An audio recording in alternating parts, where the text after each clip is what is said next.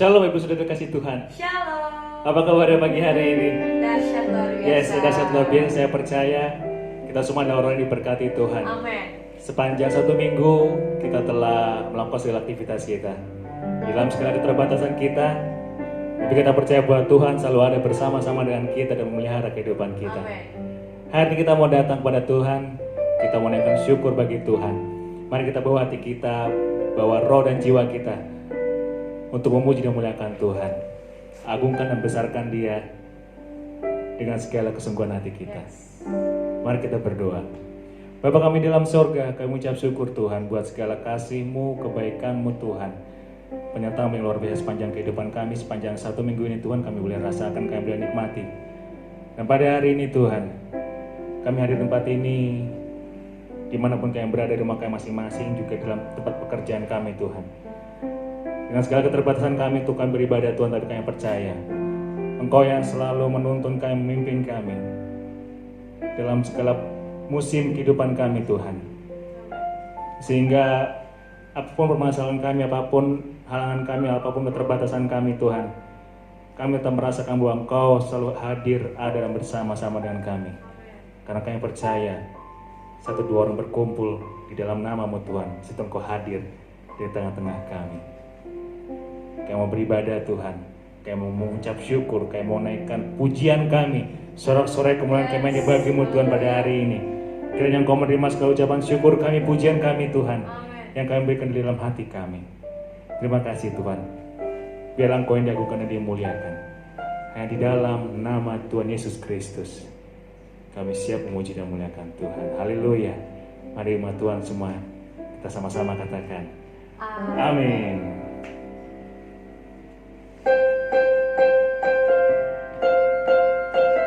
Yes, Engkau yang besar dalam kami Tuhan. Amin. Engkau yang ajaib dan dasar dalam kehidupan kami. Yes. Haleluya.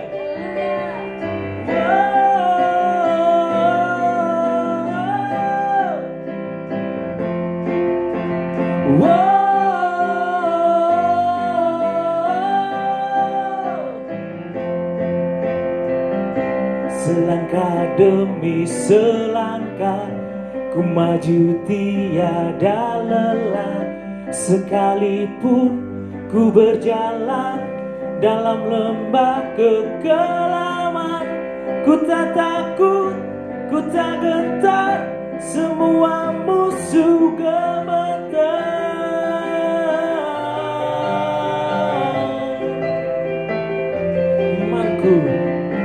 Imanku tak perlu besar, cukup sebutir pun dahsyat. Karena Dia yang bekerja, bukanlah kuat gagahku. Ku tak takut, ku tak gentar, semua musuh gemetar. Semua musuh gemetar.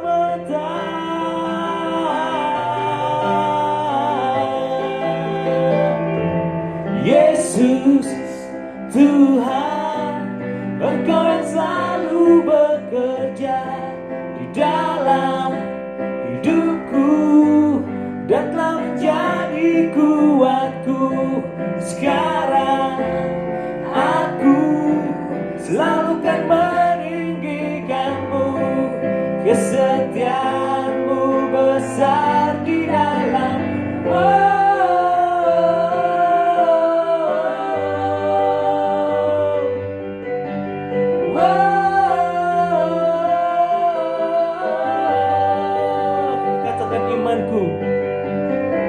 imanku tak perlu besar, cukup sebutir pun dahsyat. Karena Dia yang bekerja, bukanlah kuat gagahku. Ku tak takut, ku tak gentar, semua musuh gemetar.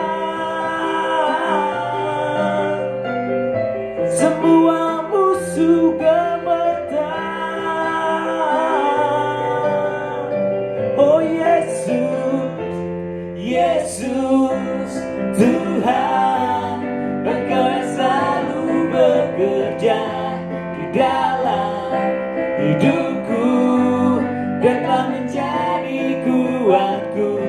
Sekarang aku selalu kan meninggikanmu, kesetiaanmu besar di dalamku.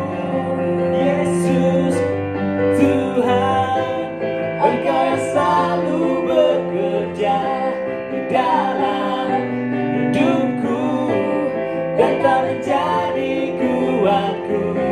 Sekarang aku selalu kan meninggikanmu, kesetiaanmu besar di dalamku.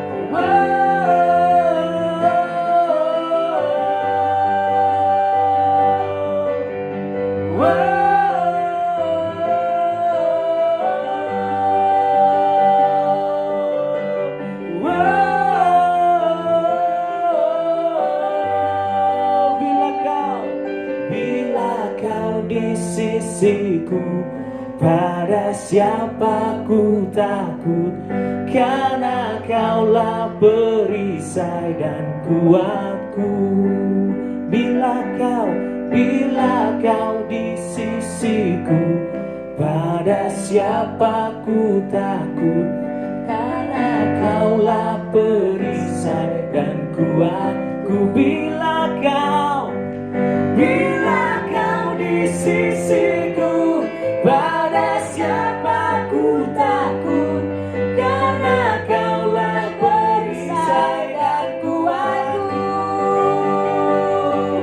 Yesus Tuhan, Engkau yang selalu bekerja di dalam hidupku dan tak menjadi kuatku.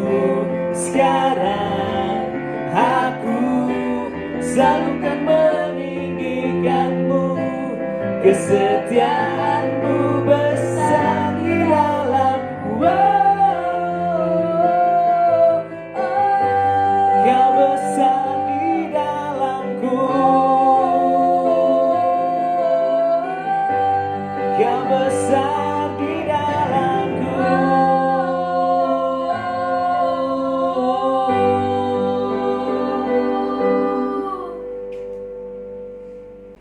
Engkau yang memerintah dalam kehidupan kami Tuhan. Hanya Kau saja yang layak dipuji dan disembah. Haleluya.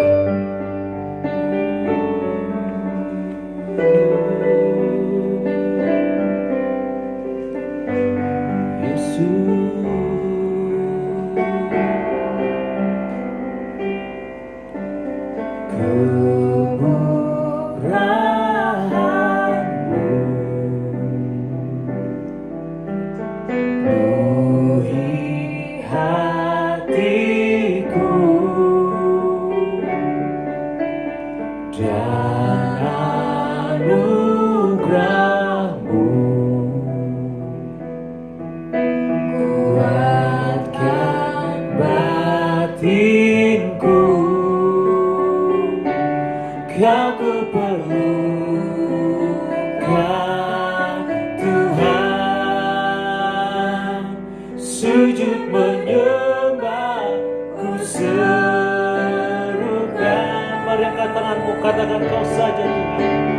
Kau saja yang layak anak domba.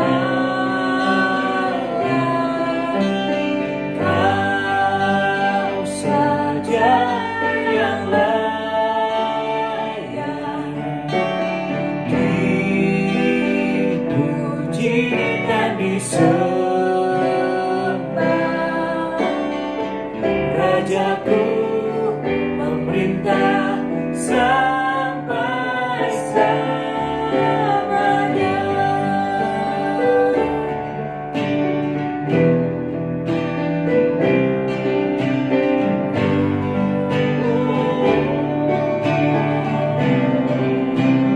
Kemurahan-Mu Tuhan,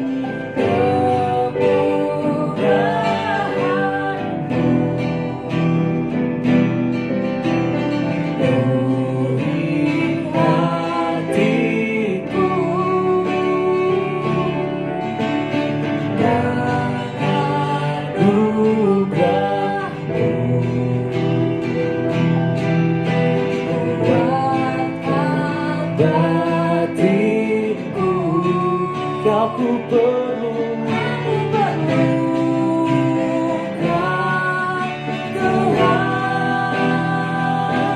Sejak berdebar ku serukan Kau saja, kau saja yang layak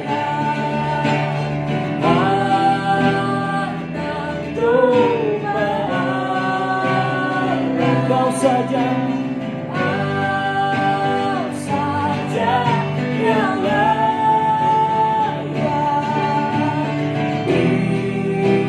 dipuji dan disembah. kau saja Tuhan, kau saja.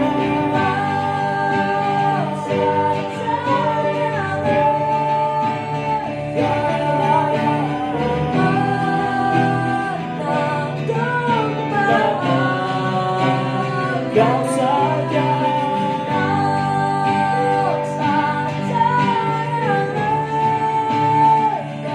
dipuji,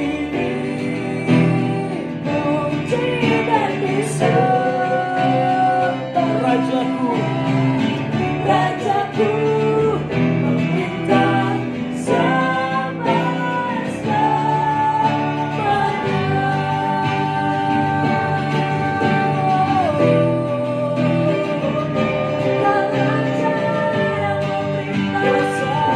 Tuhan.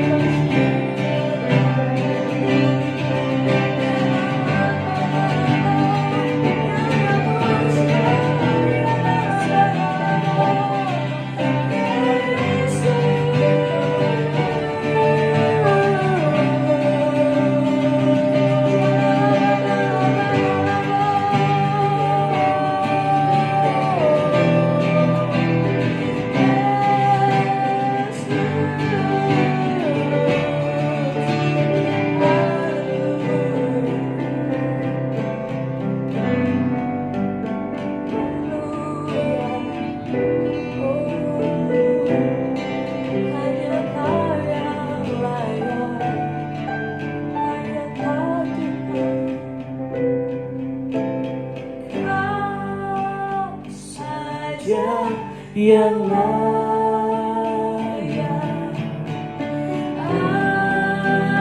Anak domba, kau saja, yang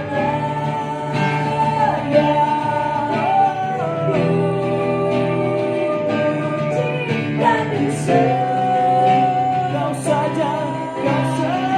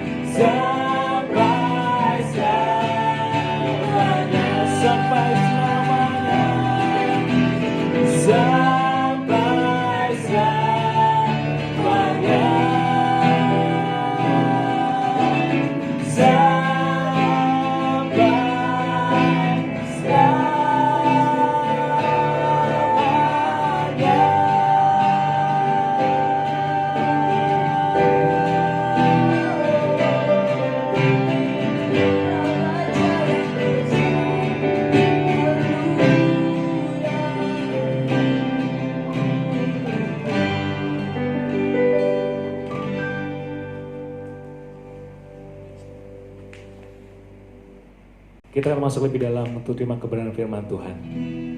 Bila Roh Kudus yang menuntun kita, berikan kita hikmat, berikan kita hati untuk terima kebenaran firman Tuhan. Haleluya.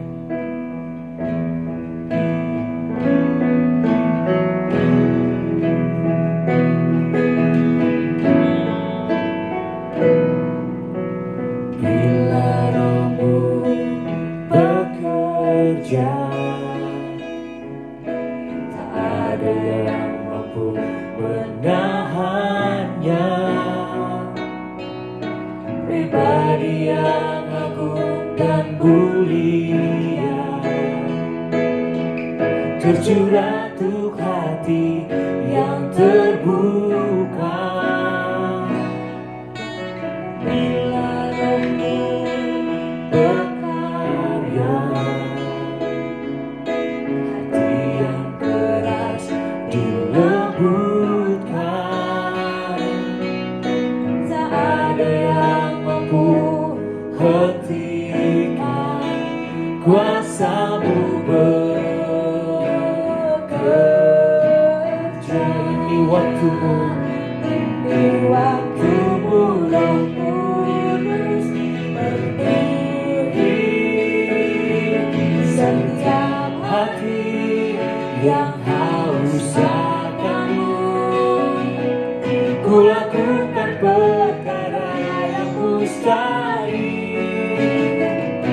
setiap hari, bergerak dengan tuntunan ilahi. Bila Rohmu bekerja, bila Rohmu bekerja, tak ada yang mampu menahannya.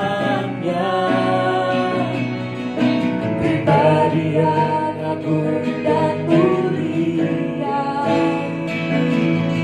tercurah untuk hati yang terbuka. Bila Rohmu, bila Rohmu bekerja, hati yang keras dilembutkan. Tak ada yang mampu menghentikan kuasa-Mu bekerja.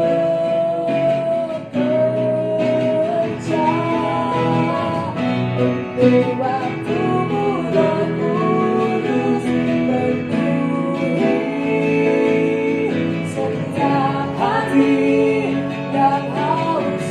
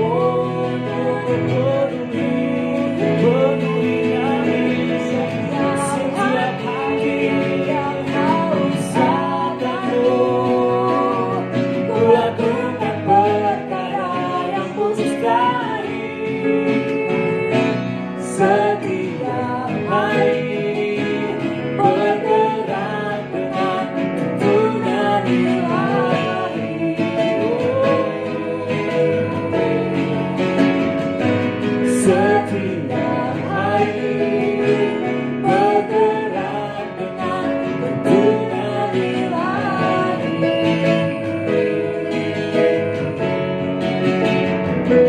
Setiap hari bergerak dengan tuntunan ilahi.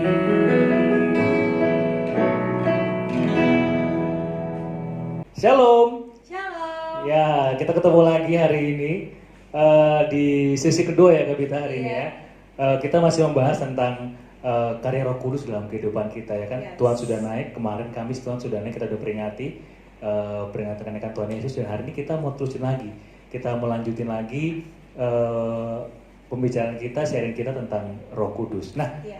biar nggak lupa ini ya, biar nggak lupa, kita mau kasih dulu lihat cuplikannya ya. Iya, Yang paling udah kita bahas kemarin. apa aja ya. Oke. Ya, oke, mari kita lihat sama-sama. Ya, kapan Roh Kudus itu ada di dalam hidup kita? Ya, nah ketika dia ada di dalam hidup kita, apa yang harus kita lakukan?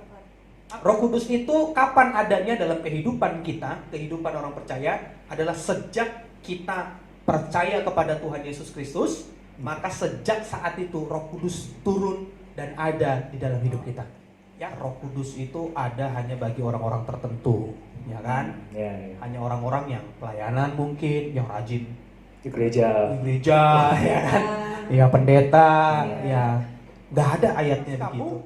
Dan kamu akan menjadi saksiku, ya. Dan kamu akan menjadi Saksi. Saksi. saksi. Jadi harus menjadi Saksi. saksi bukan sakti.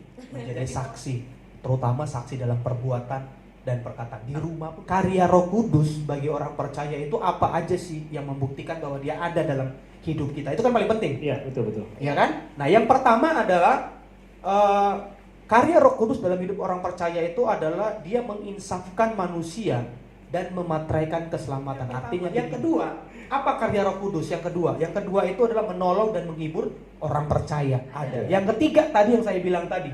Ya, yang ketiga pekerjaannya apa? Atau karyanya dalam hidup kita itu apa? Ya, untuk kita menjadi saksi, menjadi berkat. Ya, tadi kita udah lihat cuplikannya dan masih dengan pembicaraan yang sama yang luar biasa banget. Dan kita masih membahas tentang karya Roh Kudus dalam kehidupan kita sebagai umat percaya. Ya, kemarin kita sudah bicara gini kan Bang Simon ya tentang apa namanya karya Roh Kudus dalam kehidupan orang percaya, ya kan? Salah satunya yang saya catat itu adalah Roh Kudus itu memenuhi kita untuk kita menjadi berkat dan saksi Kristus. Artinya saksi berarti kita kan keluar nih jadi berkat buat orang lain nih.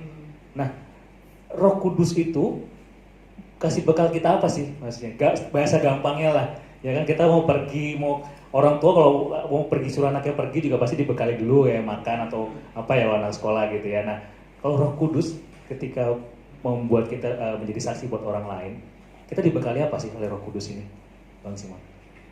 Iya, kalau bilang dibekali artinya ada karyanya atau kita sebutnya karunia Roh Kudus. Karunia. Oke. Jadi karunia hari ini kita belajar sama-sama tentang karunia Roh Kudus dan buah Roh itu sendiri. Artinya Oke. ketika kita menerima Roh Kudus itu, apakah hanya semerta-merta pribadi yang tinggal tidak melakukan apa-apa? Ya kan, sehingga kita terima, oh ya udah ada di dalam hidup saya, is okay, gitu kan. Oke. Kayak rambut ya udah ada aja, jadi Yeah. tapi nggak ada buat apa-apa gitu kan. Yeah. Tapi justru Roh Kudus itu ada dalam kehidupan kita, tapi ada yang mau dia kerjakan gitu, ada yang mau kita lakukan. Nanti kita belajar mungkin bagaimana cara mengaktifkannya. Tapi hari ini kita belajar dulu tentang karunianya atau apa sih yang Roh Kudus kerjakan dalam kehidupan kita ya, secara Alkitabnya seperti apa sih? Ya, kita bisa buka di dalam 1 Korintus 12 ayat 7 sampai 11 ya. 1 Korintus 12 ayat 7 sampai 11 ya. Nah, saya baca buat kita semua, demikian firman Tuhan. Tetapi kepada tiap-tiap orang dikaruniakan pernyataan Roh untuk kepentingan bersama. Ingat baik-baik. Jadi Roh Kudus itu kemarin kita belajar ya, salah satu karyanya adalah untuk menghibur, ya, menghibur kita, dan menghibur orang lain. Artinya Roh Kudus itu punya peranan dalam kehidupan kita bukan hanya untuk kepentingan kita, tapi untuk kepentingan orang lain juga. Ya. Artinya kepentingan bersama. Ya, jadi makanya kalau ada orang ngerasa dipenuhi Roh Kudus tapi egois, ya kan, ngerasa miliknya Itu yang dirinya, mana itu ini? bukan, itu jangan-jangan bukan Roh Kudus Iya, ya. iya, Oke. iya. Nah, dikatakan kepada tiap-tiap orang, ya, dikaruniakan pernyataan Roh untuk kepentingan bersama. Jadi sekali lagi kepentingan bersama. Sebab kepada yang seorang Roh memberikan karunia, ya, untuk berkata-kata dengan hikmat, dan kepada yang lain Roh yang sama memberikan karunia berkata-kata dengan pengetahuan. Kepada yang seorang Roh yang sama memberikan iman. Kepada yang lain ia memberikan karunia untuk menyembuhkan, ya. Kepada yang seorang Roh memberikan kuasa untuk menyatakan mukjizat, dan kepada yang lainnya memberikan karunia untuk bernubuat. Dan kepada yang lain lagi ia memberikan karunia untuk membedakan bermacam-macam roh. Kepada yang seorang ia memberikan karunia untuk berkata-kata dengan bahasa roh. Dan kepada yang lain ia memberikan karunia untuk menafsirkan roh itu. Tetapi semuanya itu dikerjakan oleh Roh yang satu dan yang sama, yang memberikan karunia kepada tiap-tiap orang secara khusus seperti yang dikehendakinya. Nah, jadi Roh Kudus itu yang ada di dalam kita, dia ada memberikan kepada kita, kalau kita sebutnya yaitu karunia manifestasi Roh Kudus itu ada 9 karunia roh. Artinya ketika kita terima Tuhan, 9 karunia ini ada dalam kehidupan kita.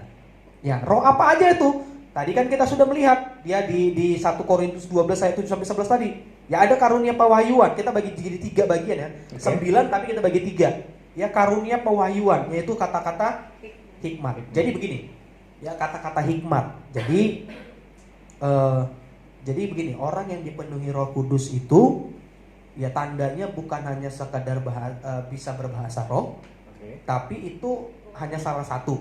Jadi ada 9 karunianya, ya. Yang pertama berkata hikmat, yang kedua berkata pengetahuan, yang ketiga membedakan roh, ya. Dan karunia kuasa, ya, ada karunia iman, ya. Terus ada karunia kesembuhan dan karunia mengadakan mukjizat. Terus karunia bernubuat, karunia berbahasa roh, dan menafsirkan bahasa roh. Jadi ada 9. Jadi begini, ketika kita terima Tuhan, ya, 9 karunia ini langsung ada di dalam hidup kita. Gitu. Jadi terus yang paling penting itu ada, yang saya lebih menarik itu ada karunia kesembuhan atau mukjizat. Siapa bilang mukjizat hanya milik hamba Tuhan atau milik hamba Tuhan yang terkenal semata? Enggak kok. Orang percaya bisa mengadakan mukjizat. Oh, amin. Itu, ya. Jadi jangan bilang mukjizat hanya bisa dilakukan oleh para hamba-hamba Tuhan yang tidak menginjakkan kakinya di tanah gitu. Enggak. Jadi kita orang percaya bisa mengadakan mukjizat kok. Siapa bilang enggak? Bisa kita menyembuhkan orang sakit kok. Tapi yang bikin kadang buat orang itu jadi kalau dibilang kita udah punya karunianya nih, tapi ketika dibilang kamu juga bisa kok, doa kamu jadi sembuh dan segala macam. Tapi aku nggak seperti itu. Nah, itu kira-kira apa sih, Bang? Maksudnya supaya sebelum sampai ke situ kan ada karunia satu lagi namanya karunia iman. Oh. Jadi ini berkaitan. Kenapa kamu tidak meyakini itu? Karena kamu tidak punya iman untuk bisa melakukan itu. Jadi makanya ketika ada orang sakit, doain dong. Wah, itu kan pekerjaan pendeta, gitu kan. Jadi kalau bagian saya yang sakit pening, sakit kepala, oke. Yang kanker, ya kan, kasih hamba Tuhan, gitu. Yang udah mau mati, ya kan. Nah, ya enggak. Jadi kita doain aja. Masalah sembuh atau nggak sembuh kan milik Tuhan. Iya. Yang penting kita belajar belajar mengaktifkan karunia Roh Kudus itu. Kita miliki iman itu. Gitu. Jadi kalau orang sakit jangan takut lagi lah, doain aja. Ketika ada orang mungkin curhat nih, aduh saya pusing nih, lihat keluarga saya ini begini. Nah, kita bisa dipenuhi Roh Kudus dengan apa? Kita kasih dia kata-kata hikmat, kita bisa nasehatin dia. Itu dipenuhi Roh Kudus. Tapi kalau kita bilang, emang tuh tinggalin aja tuh, hancur deh. Nah itu memang roh yang lain itu, bukan Roh Kudus. Begitu. Roh busuk kayaknya. Iya. Nah, jadi kita percayalah bahwa ketika kita itu kan fungsinya untuk orang lain. Terus untuk diri sendiri apa dong? Yaitu bahasa roh. Bahasa roh itu penting untuk membangun kita. Ya, dikatakan di dalam 1 Korintus 14 1 Korintus 14 ayat 2 ya, kalau dikatakan 1 Korintus 14 ayat 2 itu apa? Ya, coba kita baca. Ya, saya buka dulu. Ya, 1 Korintus, bisa bantu saya teringat dengan ayat ini. 1 Korintus 14 ayat 2 dikatakan apa? Siapa yang berkata-kata dengan bahasa roh tidak berkata-kata kepada manusia tetapi kepada Allah. Sebab tidak ada seorang pun yang mengerti bahasanya, oleh roh ia mengucapkan hal-hal yang rahasia. Iya. Nah, ayat 4-nya? Ayat 4-nya, siapa yang berkata-kata dengan bahasa roh ia membangun dirinya sendiri. Tetapi siapa yang bernubuat ia membangun jemaat. Jadi ada fungsinya untuk membangun diri kita sendiri dan untuk membangun jemaat. Jadi orang yang dipenuhi Roh Kudus itu hidupnya terus dibangun dan dia bisa membangun jemaat. Nah, jadi penting nggak bahasa roh itu? Penting banget untuk bangun diri kita sendiri. Tapi saya nggak bisa. Ya kan ada istilah sekarang, mulai aja dulu. Jadi saya nggak bisa. Ya mulai aja dulu. Artinya apa ya? Belajar lah. Gitu. Percaya, yakini. Nanti kita akan belajar bagaimana cara mengaktifkannya. Jadi ketika kita percaya Roh Kudus, kita percaya Yesus, Roh Kudus dimeteraikan kepada kita, Roh Kudus ada dalam hidup kita, maka 9 karunia ini ya, ada pada kita. Tinggal kita aktifkan aja. Sesuai kebutuhan yang Tuhan mau ketika kita ketemu orang dimanapun berada, untuk kita bisa menjadi berkat saksi tadi ya. Gitu. Bisa nggak sih kalau kita milih misal gitu kan? Karena ya kadang ada orang maksudnya kadang-kadang ya saya sendiri kadang suka milih saya mau ini aja deh, karena pengetahuan aja gitu, supaya saya bisa memberi hikmat, kata-kata pengetahuan gitu kan. Saya nggak pandai nih bahasa roh gitu, saya nggak bisa bahasa, saya nggak mau yang bahasa roh deh, saya cari yang lain aja gitu. Mungkin nggak sih kayak gitu Bang, atau gimana nih? Ya itu hanya pilihan kita. Artinya 9 itu ada pada kita. Mungkin yang lainnya kita nggak mau aktifin. Kita boleh bebas memilih mana mau kita aktifin gitu. Loh iya dong, harusnya kan begitu. 9 itu sudah menjadi milik kita. Tapi masalah iman itu, apakah kita beriman nggak 9 itu ada pada kita? Jadi misalnya, saya hanya memilih pengetahuan. Jadi ketika ada orang sakit, kamu nggak mau doain dong? Ya. Ya gitu jadinya betulnya kan. Aduh saya nggak pede, saya mau doain sini. Aduh saya takut nih mau doainnya. Tahu-tahu didoain habis dia pergi habis itu. Saya dituntut sama keluarganya. Saya pernah mendoakan orang sembuh. Sembuh pernah ya? Sembuh untuk selama-lamanya. Gitu. Dari kejar keluarganya kan. Jadi 9 itu ada pada kita, tapi memilih satu dari itu mungkin karena kita cenderung sering mengaktifkan itu aja. Nanti kita akan belajar bagaimana cara mengaktifkannya, ya. Bagaimana cara mempergunakannya, mungkin begitu sih. Itu aja sih. Tapi kita harus yakinin 9 karunia itu ketika kita percaya Tuhan, ada Roh Kudus dalam hidup kita. Bukan semerta-merta karya Roh Kudus itu hanya bahasa roh. Itu hanya salah satu. Ya, tapi bukti yang paling gampang diketahui ya bahasa roh. Tapi ada 9. Ya, berarti kalau kita hanya mengaktifkan satu, ada 8 lagi yang harus kita aktifkan. Begitu. Ya kayak di gereja sekarang, maksud saya di gereja karismatik lebih ini ya, kalau saya lihat lebih kita fokus lebih kepada salah satu karunia itu yang bahasa roh yang lebih diintenskan ya.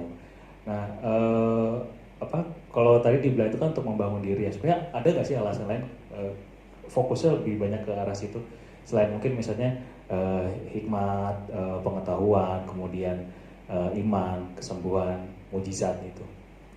Ya sebenarnya kalau dalam tata ibadah kan, ya itu kan ya itu memang harus kita aktifkan untuk membangun jemaat, membangun diri kita sendiri. Jadi gereja memfasilitasi ya mungkin mendorong supaya jemaat terbangun. Makanya ayo dong berbahasa roh dong. Oke. Itu manusia terbatas tapi Roh Kudus tidak terbatas. Oke. Ayo kamu berbahasa roh. Supaya kamu makin kuat, makin dibangun.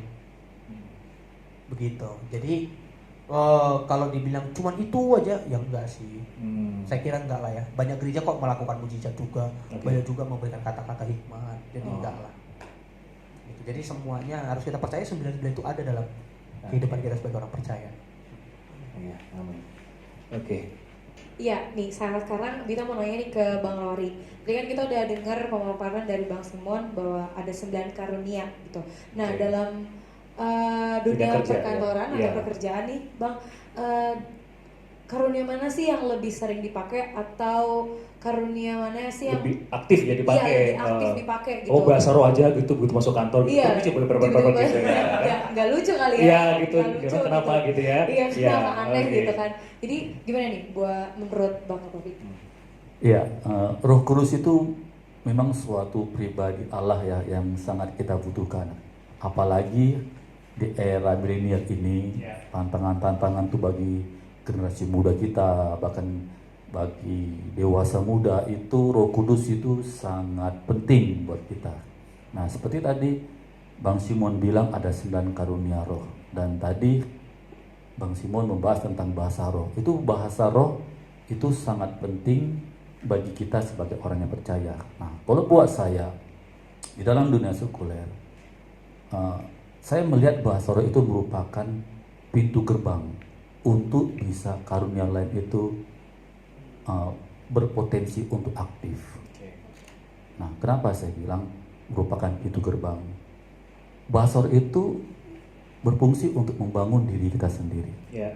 Ya, jadi di dalam diri kita ini ada sesuatu yang menggerakkan kita untuk potensi yang selama ini, karunia yang selama ini yang sulit untuk kita kembangkan, kita kobarkan. Dengan berbahasa roh itu merupakan pintu gerbang penggerak untuk karunia lain itu bisa berkembang dengan lebih baik gitu. Nah, makanya bagi kita, bagi generasi muda, bagi jemaat kita atau dewasa muda, jangan malu untuk berbahasa roh. Itu sebelum saya masuk ke dalam dunia marketplace ya. Karena kenapa? Di dalam bahasa roh itu, seperti saya tadi bilang, itu merupakan start engine untuk kita bisa melaju kencang di dalam kehidupan kerohanian kita. Nah, terus bagaimana dengan dunia sekuler? Nah, di dalam dunia sekuler itu ada 3 karunia yang sangat kita butuhkan untuk kita bisa menjadi saksi, baik itu sebagai anak muda atau sebagai jemaat yang masih bekerja atau yang berbisnis. 3 hal. Apa aja 3 hal itu? Yang pertama ialah karunia hikmat. Ya, kenapa kita butuh hikmat? Di dalam dunia sekarang ini yang penuh dengan tantangan, apalagi dengan kondisi sekarang ini, krisis ekonomi, krisis finansial, orang butuh jawaban, orang butuh solusi. Nah, artinya kenapa? Roh Kuduslah berperan bagi kita sebagai orang percaya untuk diberikan hikmat. Makanya ada firman Tuhan berkata, jikalau kamu kekurangan hikmat, mintalah kepada Allah yang merupakan sumber hikmat itu. Nah, di dalam siapakah hikmat itu? Di dalam Roh Kudus.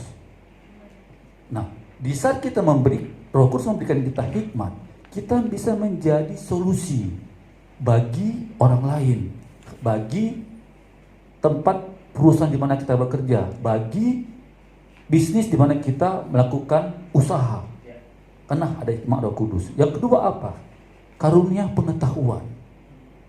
Nah, pengetahuan itu kenapa begitu penting? Karena kenapa? Dengan zaman sekarang yang penuh dengan era komputerisasi, dengan era internet, kita jangan membatasi pengetahuan kita. Dalam hal bagi contoh, saya mungkin sebagai orang pabrik, saya tidak mau membatasi saya hanya di batas pabrik saja. Tapi saya memiliki Roh Kudus yang memberikan saya pengetahuan yang bisa saya kembangkan lebih lagi untuk saya bisa melakukan bagaimana di dalam kehidupan saya bisa memberikan pengajaran, memberikan pengetahuan bagi mereka-mereka yang mungkin di dalam pengalaman pekerjaannya yang tidak banyak pengalaman. Jadi dengan pengetahuan yang saya miliki, yang Roh Kudus karuniakan sama saya bisa berikan lebih lagi. Saya punya pengalaman dalam tahun yang lalu. Ada perusahaan dari luar negeri, pabrik dia itu banyak masalah. Jadi dia lihat profil saya itu banyak pengalaman. Nah, saya tidak terjun melihat ke tempat pabrik dia ada di Brazil, sedangkan saya ada di Indonesia. Nah, jadi dia menceritakan pengalamannya, bagaimana pabriknya sudah lama tidak beroperasi. Tapi di saat dia meminta saran sama saya, Roh Kudus berikan saya pengetahuan. Kalaupun saya tidak berada di tempat itu, tapi Roh Kudus memberikan saya gambaran bahwasanya masalahnya di sini. Nah, itulah karunia pengetahuan.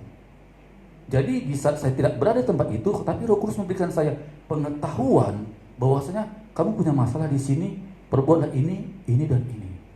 Dan di saat mereka mengikuti apa yang saya berikan, dan puji nama Tuhan, mereka memberikan suatu tanggapan yang baik terhadap permasalahan yang saya berikan, solusi yang saya berikan kepada mereka. Itulah karunia pengetahuan. Yang ketiga apa? Karunia iman. Apapun yang kita kerjakan di dalam kehidupan kita sebagai seorang pekerja, baik juga sebagai anak muda, kita harus memiliki karunia iman. Iman itu adalah sesuatu modal buat kita mempercayai segala sesuatu yang mustahil menjadi tidak mustahil. Nah, itulah karunia iman. Bagi contoh nih, saya punya pengalaman di dalam suatu perusahaan saya. Kami 2 minggu lalu itu harus pengapalan ini, stok tangki minyak kami ini harus tercukupi untuk pengapalan. Kalau dihitung dari secara kertas atau secara matematika, tidak akan memenuhi nih stok yang akan kami kirim. Tetapi saya punya iman dalam Tuhan. Dengan pengetahuan, dengan hikmat, dengan kerja keras yang saya lakukan, tapi saya memiliki iman bahwasanya di saat kapal itu nanti datang, minyak tercukupi untuk dijual. Nah, bagaimana caranya? Kita terus membangun hubungan kita dengan Tuhan, dan kita terus perkatakan yang baik tentang apapun yang kita akan alamin. Nah, karena perkataan yang baik itulah menjadi sesuatu modal buat kita mengubahkan dunia kita yang tidak baik menjadi baik. Nah, makanya saya mengalami itu, saya berkatakan, Allahku adalah Allah yang besar, tidak ada yang mustahil bagi dia. Nah, saya berkatakan begitu. Nah, di saat kapal itu mau datang, ternyata Tuhan punya rencana. Dia buat situasi ombak itu besar, sehingga kapal itu tidak bisa nyandar. Dia harus nunggu di tempat lain sampai ombak ini reda. Dan kami dari sisi pabrik terus berproduksi. Nah, sampai minyak kami tercukupin, ombak itu tenang dan kapal itu bisa datang. Nah, itulah iman. Artinya kenapa? Di saat kita mulai melangkah dengan iman, kita nggak usah pikirkan bagaimana sih caranya Tuhan untuk bisa menjawab doaku. Biar caranya Tuhan saja yang bekerja. Betul. Tetapi kita tetap beriman, apa yang kita perkatakan, kita lakukan, tidak ada yang mustahil bagi Tuhan. Amin. Nah, gitu. Oke, baik Bang Rory. Nah, tadi kan Bang Rory juga bilang bahwa bahasa Arab itu adalah kuncinya ya, start engine-nya lah, gerbangnya gitu kan. Karena orang pabrik ngomong start engine ya, gitu ya. Kalau saya bilang kunci pintu. Nah, jadi saya mau ke Bang Simon nih. Bahasa roh tadi itu dibilang juga penting. Nah, sehingga seringkali kita tuh diminta, maksudnya bukan diminta tapi dianjurkan untuk mengaktifkan terus bahasa roh. Kita harus membiasakan dia untuk berbahasa roh. Nah, karena kita sudah terbiasa berbahasa roh, jadinya yang awal kita merasakan bahasa roh yang dikatakan tadi membangun diri kita itu ya. Terkadang saya percaya juga pasti jemaat juga sering merasakan bahwa ketika berbahasa roh ya sekedar bahasanya aja gitu loh. Seolah sudah tertata bahwa bahasa roh itu adalah kayak gini nih, lafalnya begini nih, gitu. Sebut aja misalnya kan, ya misalnya ya, kira nama bapak-bapak gitu ya, misalkan begitu. Nah,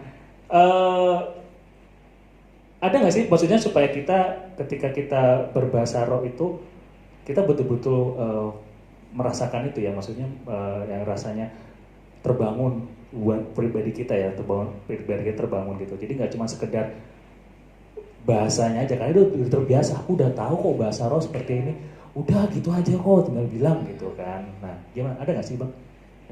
Iya, sekali lagi kita kan perlu pahami bahwa bahasa roh itu tujuannya apa. Tujuannya bahasa roh itu adalah membangun diri kita sendiri. Oke. Selama itu tidak membangun kamu dan kamu tidak perlu dibangun, maka itu hanya akan menjadi sebuah ritual aja. Hanya yang kamu buat-buat, bukan benar-benar dari dalam hati kamu, supaya kamu kelihatan orang aja. Jadi yang pertama, ketika kita membahasa roh, kita harus yakinin bahwa saya sedang berkata-kata kepada Tuhan, bukan kepada manusia. Dan saya berkata-kata ini dengan bahasa-bahasa yang tidak dapat diungkapkan secara bahasa manusia, sehingga roh saya yang harus berbahasa ya untuk membangun diri saya. Membangun diri saya. Jadi ya kalau mau dibilang itu, saya nggak mau menghakimi. Nanti jadi orang jadi kebiasaan gitu. Itu tergantung ke dia. Oke. Kalau dia berbahasa roh dan dia nggak ngerasa apa-apa, ya mungkin dia sedang tidak membangun dirinya, atau bisa jadi itu hanya ritual aja buat dia supaya lihat orang. Oke. Gitu. Jadi terpulang dari diri kita. Jadi misalnya, ya saya tanya lah, kamu perlu nggak sih membangun diri kamu setiap hari? Perlu. Ya berarti kamu perlu nggak berbahasa roh setiap hari? Perlu. Ya iya udah. Jadi ngapain kamu bilang rutinitas? Berbahasa roh setiap berdoa. Iya. Gitu. Saya setiap berdoa saya usahakan supaya apa? Membangun hidup saya, terus membangun diri saya, membangun iman saya. Berarti kuncinya harusnya sebenarnya ketika kita berbahasa roh nggak cuma sekedar berbahasanya saja, tapi kita betul-betul merasakan bahwa iman saya terbangun. Kita sedang bicara sama Tuhan nih, sedang mengungkapkan sesuatu. Jadi nggak cuma sekedar kamu ngomong bra tanpa arti, tapi sebenarnya kamu tahu bahwa aku lagi ini loh Tuhan gitu loh, lagi ini. Jadi kita harus tahu itu berarti. Tujuan kita berbahasa roh adalah untuk membangun. Jadi jangan cuma sekedar bisa berbahasa roh karena terbiasa, tapi lebih penting adalah kita betul-betul membangun diri kita ya Bang ya. Oke. Nah, tadi kan dikatakan karunia roh ya, gitu. Apa sih bedanya sama buah roh? Ada nggak sih bedanya sama buah roh? Beda dong. Apa itu beda? Ada karunia roh, ada buah roh nih. Ya karunia roh itu di 1 Korintus 12 dan 1 Korintus 14 ya kan? Itu karunia itu kan bicara tentang sesuatu yang harus, karunia itu beginilah, kayak karunia itu kayak suatu pekerjaan yang akan dilakukan. Tapi kalau buah itu kan akibat dari sesuatu hasilnya yang dilakukan. Gitu loh. Okay. Ya hasilnya bisa kita lihat di Galatia 5 itu. Oke. Iya. Buah roh bukan buah roh. Buah roh berarti dia 9 itu dalam satu buah. Dalam satu. Oke. Jadi 9 apa aja tuh? Kasih. Itulah sukacita, penguasaan diri gitu kan. Nah itu buahnya. Jadi begini, orang yang dipenuhi Roh Kudus, buahnya harusnya ini. Pekerjaannya menyembuhkan.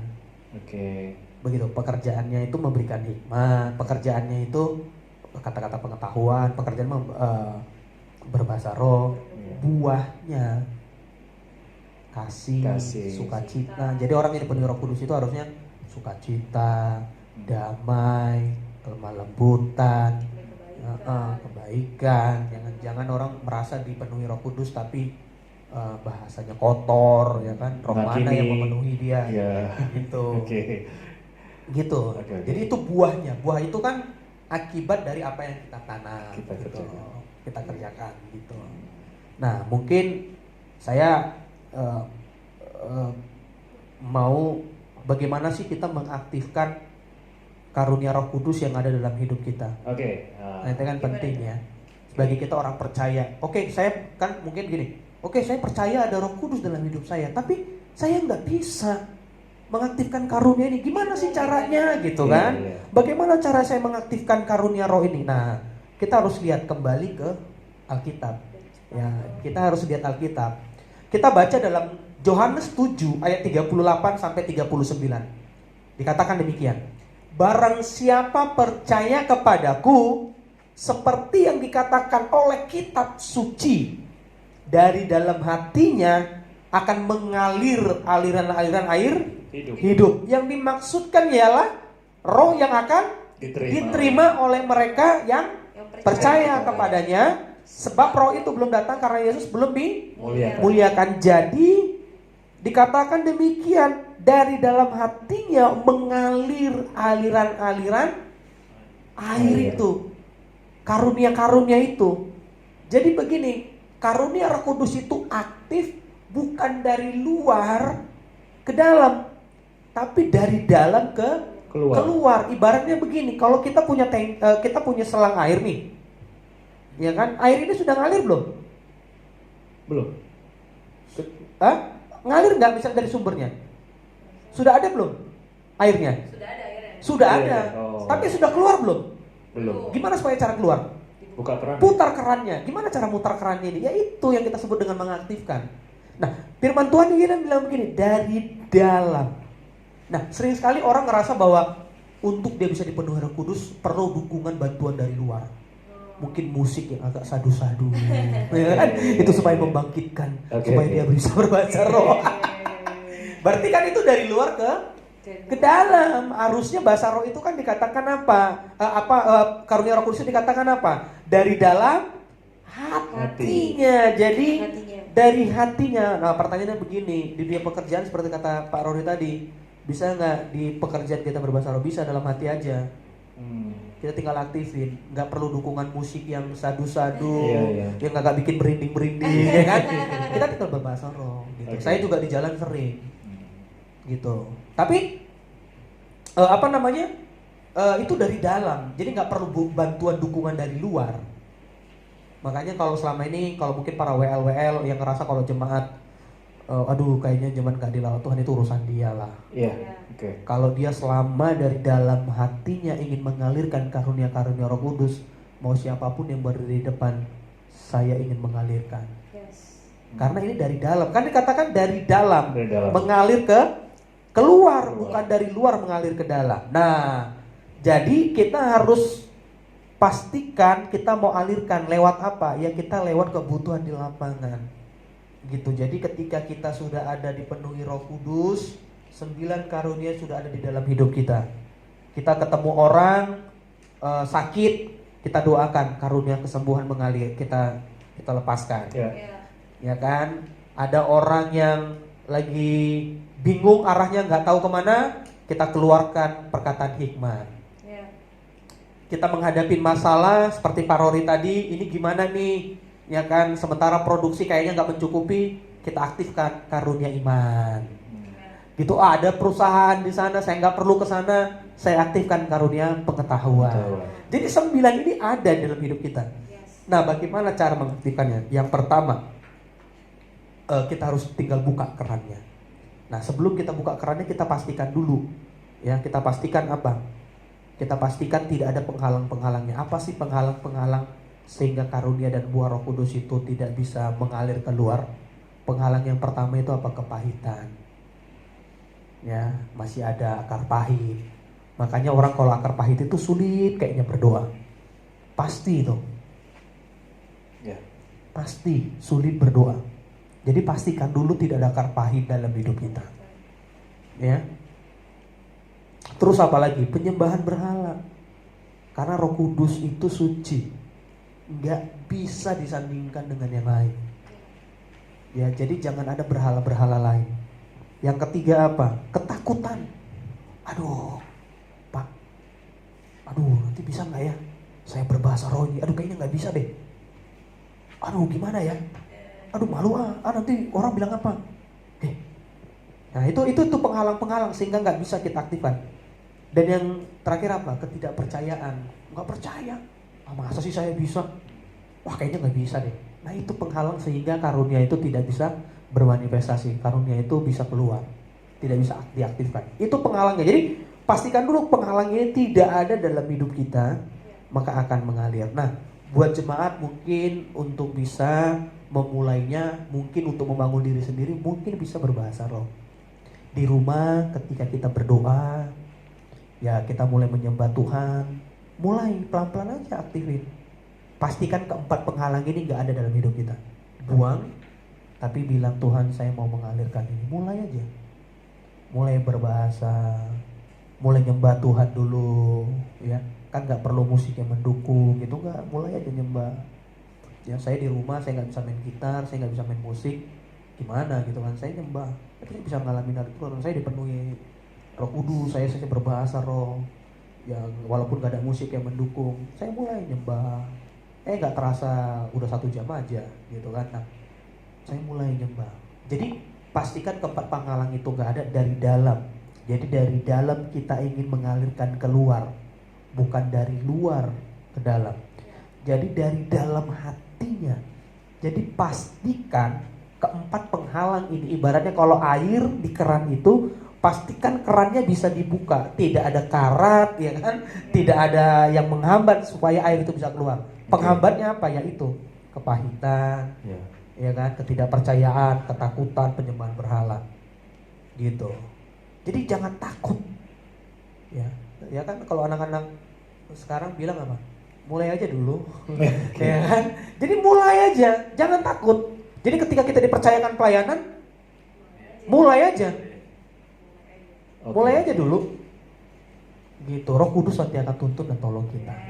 Begitu. Jadi cara mengaktifkannya itu keempat penghalang ini nggak ada dan mulailah. Jadi jangan takut, gitu. Saya pikir itu. Ya, saya sedikit tambahan bagi Bang Simon tadi memaparkan bagaimana cara mengaktifkan Roh Kudus. Nah, Roh Kudus buat kita juga sebagai profesi-profesi muda dan juga jemaat-jemaat Tuhan yang pada saat sekarang ini yang melakukan bisnis, pekerjaan. Kita tahu di dunia sekarang ini penuh dengan banyak tantangan, penuh banyak dengan kesulitan yang kita alamin. Tapi satu pribadi Allah yang selalu hadir dalam kehidupan kita itu Roh Kudus. Roh Kudus yang memampukan kita untuk berjalan di dalam kemenangan demi kemenangan. Dia mengaruniakan kepada kita semua karunia yang kita butuhkan dalam kehidupan kita. Jadi Roh Kudus itu sangat penting bagi generasi muda, bagi dewasa muda, bagi semua pelayan Tuhan. Tidak ada terkecuali. Roh Kudus itu adalah Allah sendiri yang bekerja atas kita, memampukan kita untuk menjadi jawaban, memampukan kita bisa mengatasi semua kesulitan, bahkan memampukan kita untuk kita berjalan sesuai dengan kehendak Allah. Jadi aktifkan Roh Kudus dalam kehidupanmu. Kalau kamu jemaat-jemaat Tuhan atau anak-anak muda yang bisa berbahasa roh, aktifkan bahasa roh. Kalau jemaat Tuhan yang belum bisa berbahasa roh, minta sama Tuhan, Tuhan aku butuh bahasa roh itu. Karena lewat hal itu banyak karunia-karunia yang akan lebih teraktif, lebih termanifestasi dalam kehidupan kita. Jadi pada kesempatan sekarang ini, apapun kondisi kita, dunia boleh resesi, tapi di dalam Roh Kudus kita tidak pernah mengalami resesi. Tapi kita akan menjadi berkat bagi banyak orang. Amin. Ya, nggak terasa kita sudah hampir selesai nih, Kapita. Ya, sebenarnya masih banyak sih, saya masih banyak pengen bertanya lagi, cuman ya waktu yang membatasi kita semua. Jadi mungkin kita nanti akan kita bikin sesi berikutnya lagi ya. Pembahasannya lebih dalam lagi, karena saya percaya pasti jemaat Tuhan semua juga pasti bertanya, masih pengen apa nih, pengen lagi nih lebih dalam lagi membahas, lebih tahu lagi gitu kan. Tapi yang penting juga jangan lebih taunya aja, praktek dong ya kan. Ya, mulai aja. Tagline kita hari ini adalah mulai aja ya. Oke. Nah, saya mau simpulkan sedikit aja bahwa yang sudah kita pelajari di 2 hari ini, bahwa yang pertama, ketika kita percaya pada Tuhan, kita tahu bahwa Roh Kudus itu langsung ada dalam diri kita. Ya, jadi nggak perlu kita bilang, Tuhan, aku butuh Roh Kudus, enggak. Ketika kita percaya, kita tahu bahwa Roh Kudus sudah dalam diri kita. Dan ketika Roh Kudus ada dalam diri kita mendapatkan banyak manfaatnya, ya kan? Roh Kudus mengisafkan kita, mengingatkan kita, kemudian Dia juga menyertai kita, menjadikan kita sebagai saksi. Nah, ketika kita jadi saksi, kita nggak cuma sekedar pergi saja jadi saksi, tapi Roh Kudus juga membekali kita dengan berbagai macam karunia. Secara ada 9 karunia ya, Abita ya. 9 karunia, yaitu perkataan hikmat, perkataan pengetahuan, membedakan roh, iman, kesembuhan, mujizat, bernubuat, berbahasa roh, dan menafsirkan bahasa roh. Salah satu karunia yang penting, bukan satu-satunya, tapi salah satu adalah berbahasa roh. Nah, bagaimana cara kita mengaktifkan Roh Kudus dalam diri kita, ya kan? Yang pertama kita harus menghilangkan dulu penghalangnya, ya. Penghalang ini ada 4. Saya catat. Yang pertama kepahitan, yang kedua penyembahan berhala, ketiga ketakutan, dan keempat ketidakpercayaan. Nah, ini semua harus kita hilangkan dulu, ya. Kita harus hilangkan dulu. Dan selanjutnya setelah kita hilangkan semua itu, mulailah. Jangan tahan-tahan lagi, mulai. Jangan tunggu besok, nanti, lusa, atau kapanpun, jangan. Tapi mulai. Kita sudah hilangkan semua penghalang itu dan kita harus mulai. Yes. Saya percaya 2 hari ini kita belajar banyak hal. Dan semua jemaat Tuhan diberkati, tidak hanya kaum muda, dewasa muda, tapi semua juga diberkati. Saya percaya semua itu. Dan mari kita mulai mengaktifkan roh yang ada dalam diri kita.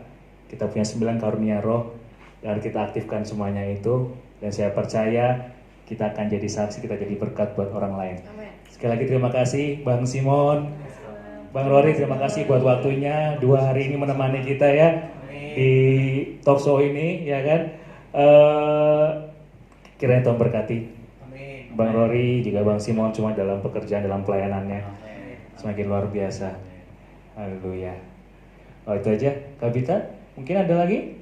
Oke, udah cukup. Itu cukup saja ya. Oke. Terima kasih Bapak Ibu Saudara. Tuhan Yesus memberkati. Shalom. Saatnya kita berikan persembahan bagi Tuhan. Persembahan untuk pekerjaan Tuhan. Mari kita beri dengan penuh sukacita dan ucapan syukur. Karena kita percaya bahwa persembahan ini akan menjadi berkat bagi pekerjaan Tuhan dimanapun berada. Sebelum mari kita ke persembahan kita dan kita berdoa persembahan kita. Bapa kami dalam sorga, kami mengangkat persembahan kami di hadapan-Mu. Bukan karena kekurangan Tuhan, tapi kami belajar untuk taat, untuk memberi apa yang terbaik yang kami miliki Tuhan.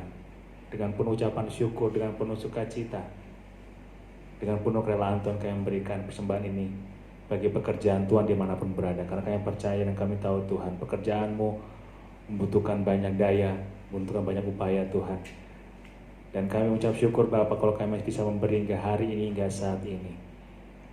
Itu artinya Tuhan berkati kehidupan kami untuk kami menjadi berkat bagi orang lain.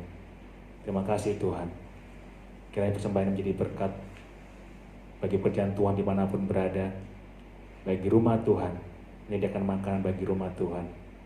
Dan setiap hamba-hamba Tuhan diberkati oleh setiap persembahan dari anak-anak-Mu Tuhan. Kami juga berdoa buat bangsa negara kami Tuhan. Dengan segala permasalahan tentang saat ini dihadapi Tuhan. Segala sakit penyakit, virus corona, juga tantangan ekonomi yang ada saat ini Tuhan. Mengakibatkan banyak anak Tuhan yang begitu bertahan dengan penuh kekuatan Tuhan. Mereka berusaha untuk tetap hidup hingga hari ini. Dengan apa yang ada, mereka tetap berusaha Tuhan. Tuhan, Engkau yang memampukan kami, Engkau yang memberikan kami segala upaya itu Tuhan. Sehingga kami semua bisa melewati apapun tantangan yang kami hadapi hingga hari ini, hingga saat ini Tuhan. Kami percaya Engkau punya rencana indah bagi kami semua, bagi bangsa kami, bagi negeri kami. Berikanlah roh-Mu dan hikmat-Mu Tuhan bagi setiap pemimpin kami. Mulai dari pusat hingga ke daerah. Biarlah mereka memimpin dengan penuh hikmat. Mereka memimpin dengan penuh kasih dan mereka memutuskan yang terbaik Tuhan. Apapun keputusan yang diambil Tuhan, kami percaya itu berasal daripada Tuhan. Dan ajar kami setiap anak-anak Tuhan untuk taat dan patuh dengan pemerintah kami, melakukan, mengerjakan apa yang ada ini Tuhan. Kami belajar taat dengan pemerintah yang kelihatan, agar kami juga bisa taat dengan Tuhan yang tidak kami lihat tapi boleh kami rasakan dan kami nyatakan Kau dalam kehidupan kami. Terima kasih Tuhan. Kami naikkan segala pujian syukur kami, hormat kemuliaan-Nya bagi-Mu. Hanya di dalam nama Tuhan Yesus Kristus kami berdoa. Haleluya. Amin.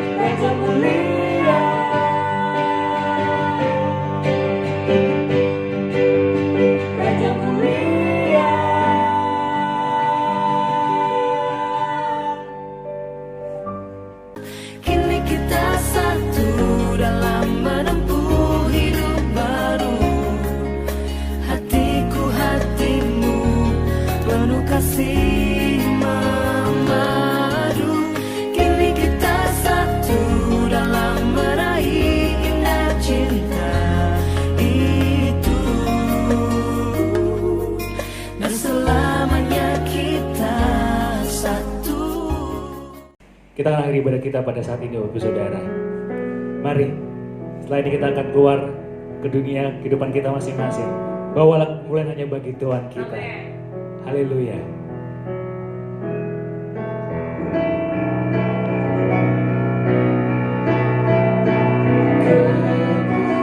Kemuliaan bagi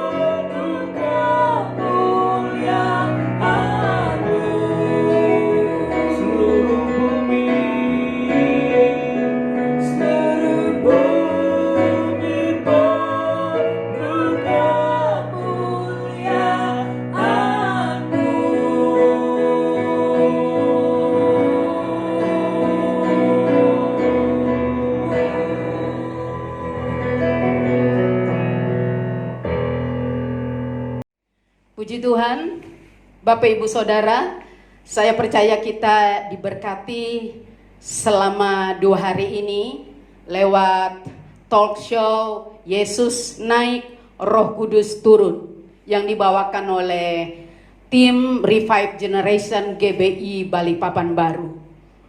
Saya percaya kita sudah menerima begitu banyak pemaparan tentang karya Roh Kudus di dalam kehidupan kita, terutama generasi muda, pemuda dan dewasa muda. Roh Kudus ada di dalam saudara, dia bersama saudara, dan dia bergerak di dalam saudara. Izinkan dia berkarya supaya engkau bertumbuh di dalam kerohanian yang dewasa, kokoh, dan menjadi saksi Tuhan, bergerak bersama Roh Kudus. Percayalah, dia juga akan memakai saudara di generasi Tuhan, di generasi terakhir di bangsa kita Indonesia ini.